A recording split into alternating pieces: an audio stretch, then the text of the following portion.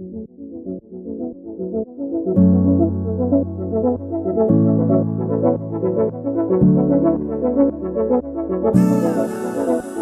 podríamos entender a la Nissan de hoy si no entendiésemos a nuestro protagonista de hoy. ¿Por qué? Pues porque Nissan, la Nissan que conocemos hoy en día, no sería lo que es si Renault no la hubiera salvado de la quiebra a finales de los años 90.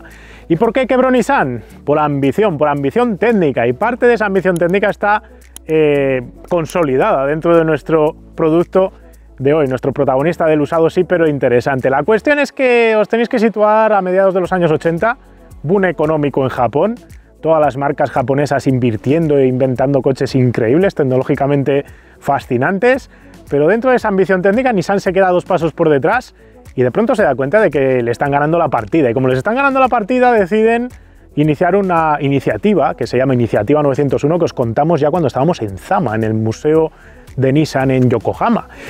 Al iniciar esa iniciativa buscaban crear los mejores productos técnicos posibles, apuntaron al cielo, y por culpa de hacer eso a finales de los años 80 acabaron en la quiebra. Yo soy Guille García Alfonsín, esto es Power Up con la energía de Total Energies.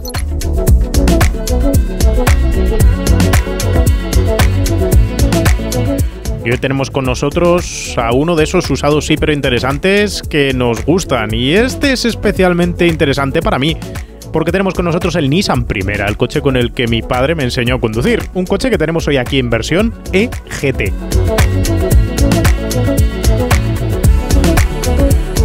En Zama, Japón, recuerdo contaros la Iniciativa 901, un proyecto interno de Nissan para crear los mejores coches tecnológicos por chasis y dinámica del mundo. Un proyecto ambicioso para hacer destacar a Nissan por encima de cualquier otro rival en la automoción, fuese del país que fuese. Esa ambición, ya os lo contamos, también llegaría hasta Subaru, que en aquel momento estaba participada accionarialmente por Nissan y recibiría el impulso para crear el Legacy que probamos en el canal años atrás.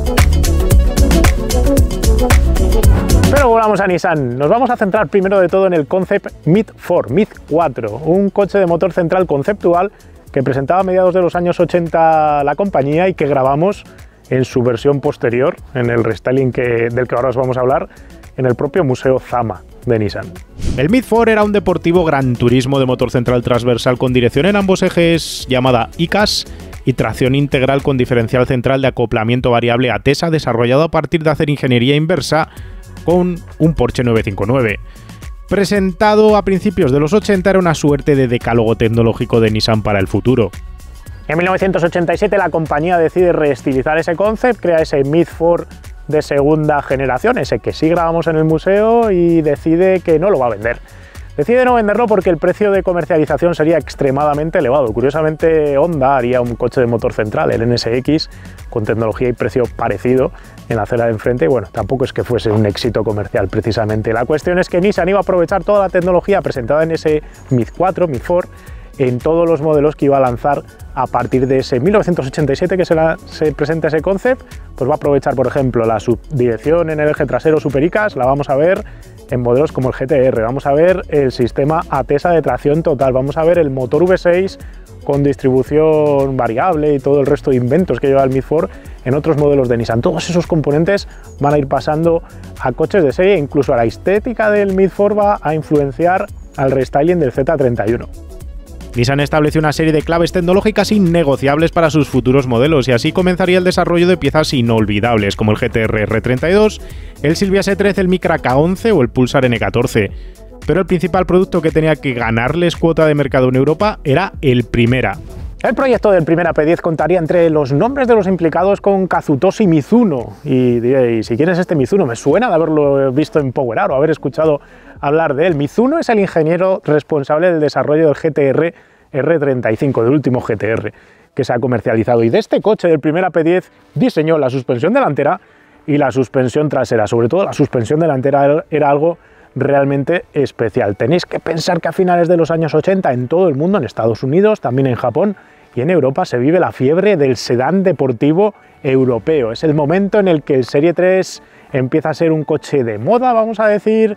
El 190e de Mercedes-Benz también entra fuerte en el mercado y los estadounidenses intentan hacer su berlina de tamaño medio, compacto, al estilo europeo, deportivo, y los japoneses también intentan copiar esa fórmula y Nissan no quiere ser menos y quiere crear su propia berlina deportiva fabricada en Europa y pensada también para el mercado europeo. Mizuno y sus compañeros definieron en el libro de cargas una apuesta de ingeniería pura para el nuevo Primera, llamado sustituir el Bluebird y fabricarse en Sunderland, Reino Unido. Para lograr crear el mejor coche de su segmento, Nissan apostó por desarrollar un avanzadísimo sistema de suspensión delantera con doble triángulo superpuesto, logrado con un peculiar brazo diagonal delantero por fuera del hueco de la llanta. Detrás, un sistema independiente en formato McPherson a partir de 2 tirantes transversales y uno longitudinal ofrecía también un correcto guiado de las ruedas traseras en su recorrido de suspensión. Bajo el capó se instalaron motores de 16 válvulas con doble árbol de levas, todos asociados a una excelsa caja de cambios de 5 relaciones. Todo se articulaba en una carrocería muy rígida para la época, con un diseño orgánico y curvo que acertaba de pleno con las inminentes tendencias que iban a romper el mercado a principios de los 90, tras unos años 80 centrados en el estilo origami implantado por Giugiaro. En 1989, para adelantar lo que iba a ser este coche de producción, Nissan presenta en el Salón de Tokio el Primera X, que es un concept car así un poco fantasioso, con muchas pantallitas por dentro, que la verdad recuerda bastante por dentro a los coches que iban a acabar apareciendo pues muchas décadas después. Anticipa con ello el nombre y también la intención de crear una berlina deportiva ciertamente algo orgánica como sucesor del Bluebird, que era muy anguloso y con cortes y aristas muy tiesos. Y ya se dejaba ver que la aerodinámica y las formas curvas iban a ser el concepto estético que Nissan iba a utilizar en ese nuevo Primera. En el Salón de Frankfurt lleva el mismo concept, lo evoluciona ligeramente y para 1990 empieza a fabricar el coche primero en Japón y a finales de año, ya casi metidos en otoño, empieza a fabricar este coche en Sunderland, en Reino Unido. Curiosamente, aunque era del mismo desarrollo, el mismo producto, el Nissan Primera Nippon, que se vendía en Estados Unidos como Infiniti G20, era marginalmente más estrecho que el Primera europeo. Y es que en Japón pasar de 1,7 metros de ancho implicaba pagar más impuestos, así que el modelo europeo medía 1.745 milímetros, pero el japonés se quedaba en 1.695. Con esa salvedad del margen, visualmente ambos modelos eran idénticos. Esta unidad que tenemos hoy con nosotros es la variante más codiciada del Primera P10, que es el E-GT. Esta variante deportiva se destacaba por fuera por el uso del spoiler en la parte baja del paragolpes delantero para dirigir flujo de aire hacia los frenos y refrigerarlos, a la vez que se tapona parte del aire que pasa por los bajos del coche mejorando el CX del mismo. En los laterales contaba con faldillas específicas, mientras que detrás contaba con un alerón propio y un agregado en la parte baja del paragolpes. Las llantas de aluminio eran específicas de este modelo. Estéticamente, en términos generales, el coche no luce enormes elementos creados para captar la atención. En lugar de ello, juega con un acertadísimo juego de proporciones entre batalla y posición y tamaño de las ruedas. Juega con sus 3 volúmenes con una línea de cintura ascendente, limpieza en cada una de las superficies convexas, un frontal con las 2 alas de la calandra de Nissan de la época y grandes faros halógenos y pilotos traseros. Un diseño clásico que ha envejecido la mar de bien y que personalmente me sigue pareciendo todo un acierto, sin ser especialmente llamativo. Por dentro la evolución respecto a coches japoneses de la época era brutal. De esas formas rectas, de todo el salpicadero cuadradote y medio modular que había tenido Nissan hasta ese momento y los fabricantes japoneses en general, se pasaba un mueble de salpicadero en una única pieza de plástico inyectado en su parte superior, muy bien acabado y todo curvo y suave y con formas bien equilibradas. No es espectacular, no es técnico, vamos a decir. Tenéis que pensar que en los años 80 era todo digital, todo pantallitas, todo querer poner 1000 millones de botones para que pareciese todo la mar de futurista. Aquí se va hacia algo más orgánico, que casa mejor con la estética externa, que relaja un poco las cosas y es muy funcional, tremendamente funcional. Mandos fáciles para la climatización, aunque no son de ruleta el de la temperatura. Mandos fáciles para los warnings, para los antinieblas, todo queda donde tiene que quedar y la posición de conducción está la mar de bien cuidada. El volante cae justo donde quiere, los pedales justo donde quieres también, unos muy buenos asientos deportivos que ya habíamos probado en el Sunny GTI de Martín, por cierto, y la columna de dirección solo se podía ajustar para arriba y para abajo. No tenía regulación en profundidad, que era tal vez una pega, pero realmente como estaba bien posicionada y estaba bien posicionada respecto al cambio, pues no había tampoco ahí gran motivo de queja.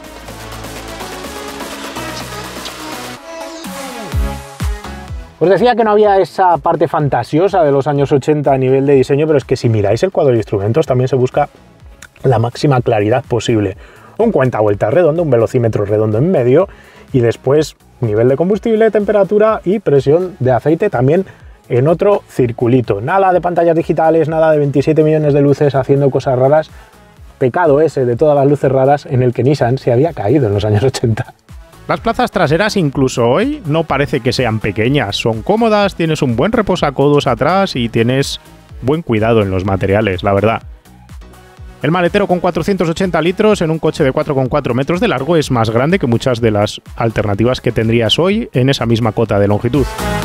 Más allá de la avanzadísima suspensión delantera que os comentaba antes que llevaba este coche, la otra pieza de la corona de esta unidad, de este primera EGT, es el motor. Es un SR20. Os sonará el nombre del motor porque es el mismo bloque que vimos en el Sunny GTI de Martin, pero también, sobre todo, en los Silvias, en los S13, en los S14 y en los S15 llevan motores como este, pero ya con turbo y algunos de ellos con distribución variable. En este caso concreto es un SR20 atmosférico, doble árbol de levas, culata y bloque en aluminio, camisas para los cilindros en acero, como os decía, atmosférico tranquilamente normal, inyección indirecta también normal.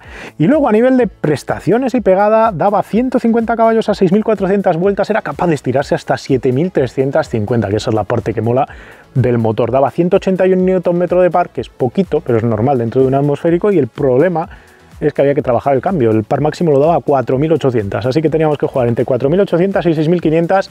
Por debajo de 4.800, al no llevar distribución variable, era un coche pues con menos pegada de lo que estamos acostumbrados hoy en día a tener. Es de esos que hay que trabajar, como os digo, el cambio. Como el cambio va tan fino, típico cambio de coche japonés, pues no debería ser un problema, claro. La potencia bajaba las ruedas delanteras a través de una caja de 5 relaciones manual con diferencial abierto, mientras que los frenos eran de disco ventilados delanteros y discos sólidos detrás. Temporalmente se vendió una versión con tracción total, de la que se fabricaron muy poquitas unidades para el mercado europeo. Con unos 1.200 kilos en báscula, el primero era un coche realmente ligero, incluso para su época. Con los 150 caballos lograba hacer el 0 a 100 en 8 segundos y medio y completaba el 80 a 120 en 6 segundos justo la frontera de lo que yo considero hoy en día aceptable, y lo comento muchas veces aquí. Su punta se acercaba a los 220 por hora. Más allá de prestaciones, más allá de sensaciones de aceleración, que las tiene, porque tiene un motor delicioso de estirar en la parte alta del cuentavueltas, un atmosférico de la vieja escuela, que hoy en día ya esto no lo encontramos. Lo más interesante del coche, sin duda, lo decían los probadores en la época, lo notaba yo en mis inicios de conducción, cuando todavía no tenía ni puñetera idea de cómo conducir o exprimir un coche, pero seguía siendo así. Lo mejor era el tren delantero, la puesta a punto, la suspensión, el trabajo del eje delantero de este coche es maravilloso, y le acompaña una puesta a punto también en la suspensión trasera y un mecanismo elegido, el McPherson, que hace que acompañe exactamente a lo que hace el tren delantero. El tren delantero tiene muchísimas ganas de entrar en las curvas, es a prueba de bombas en cuanto a subviraje. Te habla todo además a través del aro del volante, dirección asistida hidráulica, de esas que te permite leer, sentir el gránulo del asfalto, la adherencia, cuánto estás haciendo trabajar a los neumáticos contra el suelo en cada momento de la curva, cuando le estás apoyando fuerte el coche, cuando estás saliendo, cuando te estás pasando con el acelerador. Todo eso se lee a través del aro del volante, y al mismo tiempo es un coche que ni cabecea ni balancea exageradamente. Puedes entrar hasta la boca de la curva, vas a los frenos, punta, tacón perfecto, porque el pedalier queda justo como quieres, vas metiendo la dirección y vas viendo cómo trabaja primero el morro a meter el coche, y después le va acompañando la trasera, una trasera que era ajustable además, porque podías ahuecar el acelerador en pleno apoyo y el coche te quería acompañar con el giro. Pero sobre todo me quedo con esa sensación de los neumáticos torciéndose contra el asfalto, a su vez haciendo que la llanta se quiera poner recta otra vez y hablándote a través del aro del volante con ese par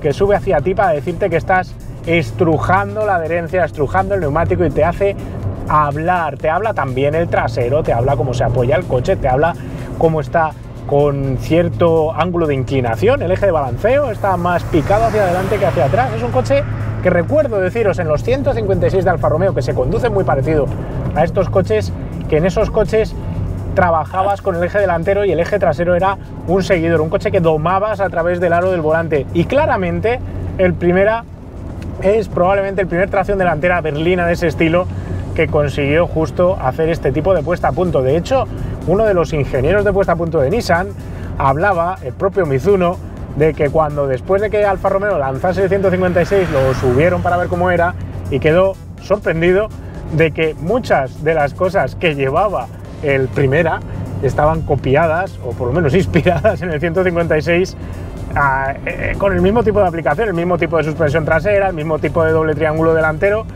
y se conducen parecido.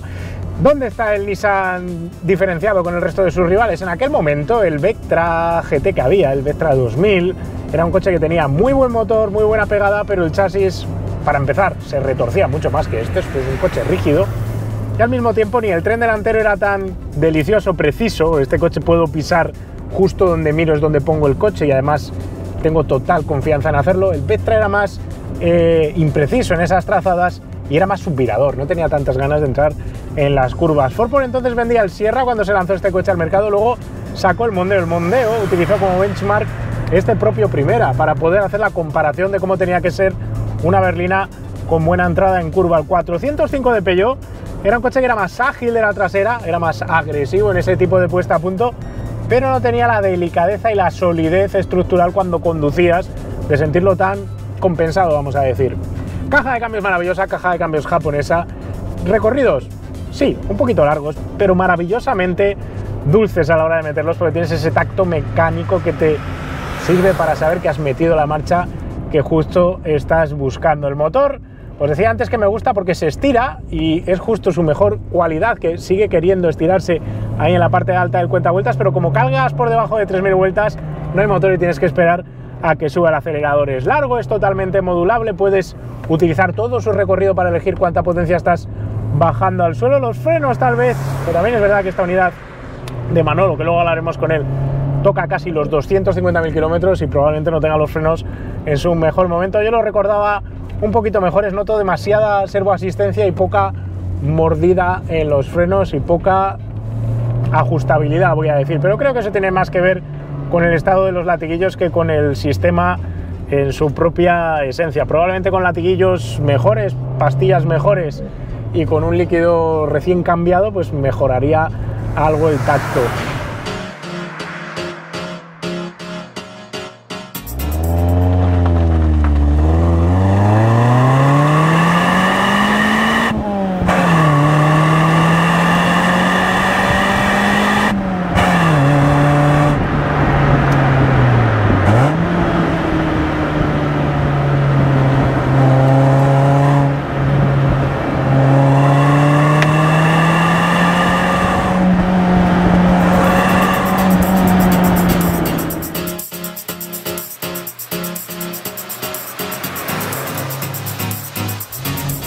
Lo más interesante, en todo caso, probablemente sea que es un coche bipolar. Lo mismo te sirve para disfrutar de una carretera de curvas y sacarte sonrisas por la deliciosa puesta a punto del chasis y por el comportamiento dinámico que tiene y ir disfrutando de la dirección sin necesidad de ir exageradamente rápido, porque no es un coche que te pegue y te parta el cuello a la hora de meter esos acelerones, mientras el asiento te agarra muy bien, pero luego sales a la carretera y es un coche también totalmente competente, cómodo, confortable, fácil para viajar y un coche que se nota moderno. Siendo un coche diseñado a finales de los años 80, podrías pensar que se nota ya viejo, pero es uno de esos coches que están en esa parte en la que cambió la industria de la automoción radicalmente. Pasamos de coches que si probases ahora un Alfa Romeo 33 de mediados, finales de los 80, te parecería un coche viejo, vetusto, y aquí ya tienes un comportamiento totalmente moderno. Voy a decir más, me gusta más el comportamiento de estos tracción delantera clásicos que el de los coches modernos, que teniendo más adherencia disponible se notan más pesados, más torpes y te hablan muchísimo menos. Este coche con sus 1200 kilos de peso te deja notar cómo mueves ese peso entre los cuatro neumáticos y administrarlo entre el pedal, lo que haces con el volante, y lo vas notando. Toda esa facilidad de tocarlo todo ya no la tenemos en coches modernos. La teníamos tal vez en el Fiesta ST, ya no está con nosotros. La teníamos, qué sé yo, es que ni en el i20N siquiera. En el Swift Sport no teníamos esa capacidad de leer el coche en las huellas de los neumáticos, pero en coches civiles baratos ya no queda ninguno. No tenemos berlinas de esta tipología, tenemos pepinos mucho más rápidos, mucho más seguros, pero sobre todo más pesados y más difíciles de leer. Y aunque nos den sensaciones deportivas y emociones de otras maneras, nos falta esta pureza de transmisión directa de sensaciones entre el asfalto, el coche y la persona. Lo que dice Mazda del MX-5 probablemente ahí también se mantenga, pero es esta sensación que tienes, aunque esto sea un hierro viejo, con una cotización baja y poco apreciado por los coleccionistas, sinceramente. A todo esto, el Primera sumaba fiabilidad a prueba de bombas, equipamiento hasta los topes para la época, con la progresiva llegada del ABS de serie, las barras de protección laterales en las puertas, el airbag, a su recetario. El consumo no era su fuerte, con media sobre los 8,5 litros en conducción mixta, mientras que en uso urbano o deportivo pasaba de los 10, algo lógico para un 2 litros atmosférico de la época, por otro lado. En carretera a velocidad sostenida, los consumos bajaban. Por lo depurado del chasis, diría que este coche hubiera aguantado más chicha, hubiera aguantado probablemente 200 caballos. Tal vez meter el SR20 pero en versión turbo, que sí llevaba el Pulsar GTIR de carreras. El problema de un motor turbo de aquella época es que tenían lag, tenían mucha pegada, y eso hacía que el coche se moviese, que tuviese torquester, latigazos en el volante. El uso del atmosférico le da mucha más progresividad, mucho más tacto limpio a través de ese pie derecho, que de otra manera pues acabaría un poco saturado. Tal vez con un motor más moderno, con un motor con distribución variable, más lleno en la parte baja, sin mucho lag turbo, se pudiese sacar más partido a este chasis, pero me gusta la configuración tal cual está en este coche. Este coche lo metió Nissan a correr en el Campeonato de España de Turismos en un momento en el que las carreras de turismos estaban de moda, y sustituyó indirectamente al GTR R32 que había estado corriendo en las carreras de circuitos de España cuando el Grupo A. De ahí se pasó a correr con superturismos, y esos superturismos en la base del Nissan Primera encontraron una máquina de carreras realmente competitiva. Funcionó bien en España, funcionó bien en Reino Unido y en otros campeonatos nacionales donde estuvo corriendo, aunque no ganó el campeonato. Tardaría en llegar el campeonato para Nissan, concretamente en el británico de turismos, donde más dinero se gastaba y donde más quería ganar, y tuvo varios coches corriendo. Acabaría ganando después del restyling del coche, ya con una suspensión trasera menos elaborada, pero acabaría consiguiendo el cetro no con esta carrocería, sino con una versión distinta, justo la siguiente. A mí, ¿qué queréis que os diga? Esto me ha supuesto, una vez más, una conexión con el pasado. Conduje en este mismo canal muchos coches en usados y pero interesante que he tenido antes, y siempre me arrebatan un poquito alguna emoción.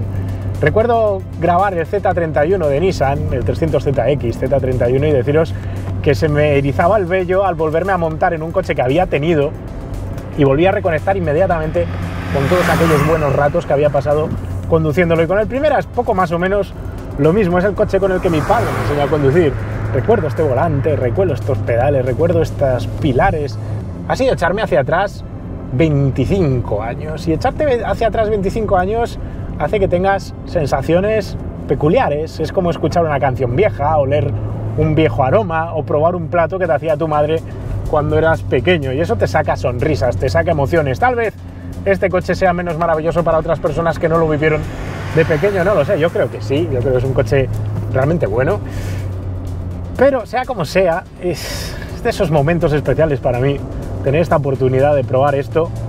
Gracias primero a Manolo, que nos lo ha prestado, a su hijo, por ponerme en contacto con él. Gracias también a todos vosotros que veis PowerArt y que disfrutáis de los usados súper interesantes, que al final hacéis posible estos reencuentros que siempre son capaces de emocionarme. Este vídeo además se lo voy a pasar a mi padre. Paso todos los vídeos y los acaba viendo, pero este yo creo que también le va a suponer a él un momento entrañable. Bueno, al Primera. Y como tantos otros me gustaría tener uno, claro. ¿Cómo va a ser? Si no... Siendo el coche un compendio de genial dinámica, interior, fiabilidad, cabría asumir que fue un éxito comercial. Pero Vectra y 405 primero y Mondeo después se lo pusieron muy difícil, por lo que si bien es cierto que el coche logró una crítica a la mar de positiva en las revistas del motor, y también sirvió para posicionar la marca en el plano europeo, no logró hacer los números que Nissan necesitaba para amortizarlo. Aun con eso, el coche colocó más de 100.000 unidades al año en Europa durante un tiempo, pero tuvo que recibir múltiples restylings durante el proceso, y en 1996, solo 5 años y medio después de su lanzamiento, se actualizó masivamente con el P11, donde Nissan, además de cambiar la estética, también tiró a la basura la suspensión independiente trasera para montar un sistema mucho más barato de puente torsional en la trasera en la búsqueda de la rentabilidad. Y es que Nissan para entonces estaba ya sumida en el caos económico tras la explosión de la burbuja japonesa. ¿Qué más os voy a contar yo de este coche? Cuando has aprendido a conducir con un coche, generas una conexión emocional que te dura toda la vida. Así que no puedo ser objetivo con este coche. Es un coche que siempre me ha gustado, pero hay que ser también objetivo en el sentido de que en aquella época, cuando se sacó al mercado, todos los probadores profesionales alabaron su tren delantero, la agilidad de su chasis y la respuesta de su motor. O sea que realmente es un coche de esos reseñable que queda guardado en la mente de todos aquellos que lo conocieron. Se vendió mal, no fue un gran éxito comercial, os lo contaba hace un momento mientras estaba conduciendo, y justo por esa razón se generaron pocas unidades de ocasión en el mercado a lo largo de los años. Ha estado muy barato de comprar, ha estado totalmente despreciado por parte de los coleccionistas y de los aficionados, y los hemos podido comprar por 1.000 o incluso 1.500 euros con muchísimo. Había muchas unidades incluso abandonadas por la calle. Poco a poco, como han ido desapareciendo tantas unidades, otras han ido al desguace, otras han sido tuneadas y destrozadas, encontrar uno de serie como este, único dueño, es una rareza casi imposible de encontrar en España, donde no sé cuántos quedarán de primeras GTs de estos, pero casi podría deciros que los puedo contar con los dedos de las manos y los dedos de los pies. Lo que vamos a hacer ahora es buscar en Wallapop por qué precios se mueven. Y ahora es el momento de la sección de Wallapop en este vídeo del Primera, y como siempre vamos a buscar en nuestro patrocinador para buscar precios de coches nuevos y coches usados el coche que hemos probado, que es el Nissan Primera, y vamos a ver que hay muy poquitas unidades porque ya estuve trasteando yo el otro día. A ver, Primeras en general hay por aquí unos cuantos. Lo que vamos a hacer es quedarnos con la unidad que hemos probado, entonces nos tenemos que ir hasta el 97, que es el año de última matrícula para el Primera que hemos probado. Realmente la versión cambió en el 96, pero bueno, nos quedamos aquí hasta el 97. Veis que ya aparecen por aquí del 97 de la siguiente generación. Y vamos a ver si encontramos por aquí algún GT. A ver, tenemos por aquí, pues este, por ejemplo, parece un GT. Tiene llantas de GT, pero no lo sabemos. Este es un 125 caballos, así que no. Tenemos aquí un 121 caballos, tampoco.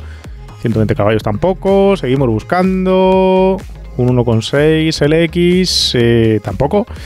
120, 102, 75 el diésel. Seguimos para abajo. Tenemos un 140 con llantas. Estos llantas no le corresponden a este modelo. Y no es un GT. Tampoco nos vale. Este sí que parece, pero tampoco es. Este sí que es un GT y poco más vamos a encontrar. Tenemos este tuneado 2750 que aparece como reservado. Vamos a ver, 3 unidades hemos encontrado. Este con la calandra de Infiniti, por Dios, ¿por qué le habéis hecho esto al coche? A ver, cada uno con su coche que le haga lo que quiera, pero no es lo que yo le haría precisamente. Interior. Vale, es que este sí es un Infiniti, no es que le haya hecho eso, o el interior con el salpicadero marrón, los mandos en el volante. Este es un coche importado. Nissan Primera P10, modelo sin catalizar, cambiado recientemente de líquidos, funcionando todo. Este coche está en Guadalajara, pero es que viendo las fotos, o sea, ni el volante se corresponde, ni el color del interior se corresponde, el filtro de aire es muy extraño porque normalmente no lo llevaban con esa forma. Pone G20 por ahí. Yo que sé, qué mix max más extraño. Fotos en Ávila. Curiosa unidad. 3.000 euros pide por este. Otra unidad. Y este sí que sí. ¿Veis el filtro de aire convencional de estos SR20 que os decía? Este es un GT como el que hemos probado, pero sin marcador de la presión del aceite. Eso fue cambiando con las versiones. 4.500 euros piden, 256.000 kilómetros, mantenimiento anual, transmisiones cambiadas, neumáticos a medio uso, tapa Delco, cable, bla bla bla bla bla, y te voy hasta febrero en Lleida. 4.500 euros.